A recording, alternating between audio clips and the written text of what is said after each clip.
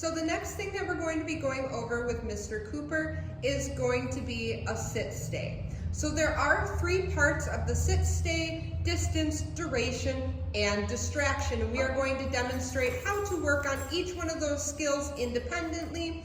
For video's sake, we are going to do them back to back, but we suggest working on them in individual sessions. So if we work on duration during one session, we may want to wait a while and do something in between before we start working on distraction or distance. So the first thing that we see Miss Sarah working on here is going to be duration. So this means keeping your butt on the ground until we release you.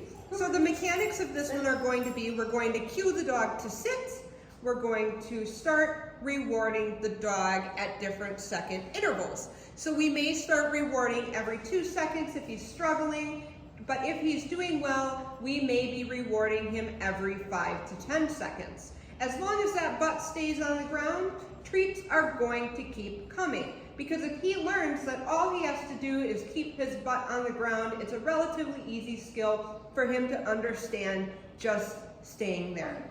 Because when we teach a sit, we want the stay to be implied without having to say it. So sit means keep your butt on the ground until we release you.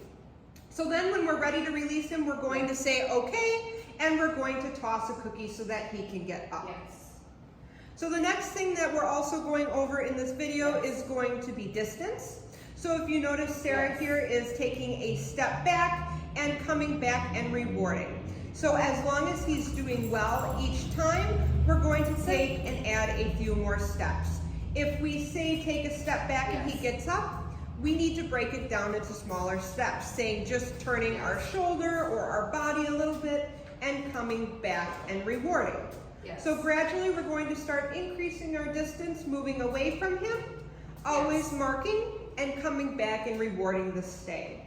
And again, when we are ready for him to get his butt up off of the ground, we are going to release him by saying okay, pausing a heartbeat second, and then tossing a cookie so he is forced to get up. And he goes right back into a sit, and so that's exactly what we are looking for. So the next thing that we're going to be adding in is distraction. Yes. So each time we do a distraction, we are going to mark and reward.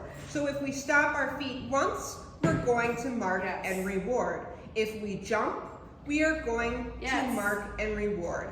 Each time we add something new, we are going to be marking and rewarding the dog for staying in a sit. That was the treat I wanted. If we accidentally drop a treat, that's okay. We're just going to give him our release cue, and we're going to reset him and begin the exercise again.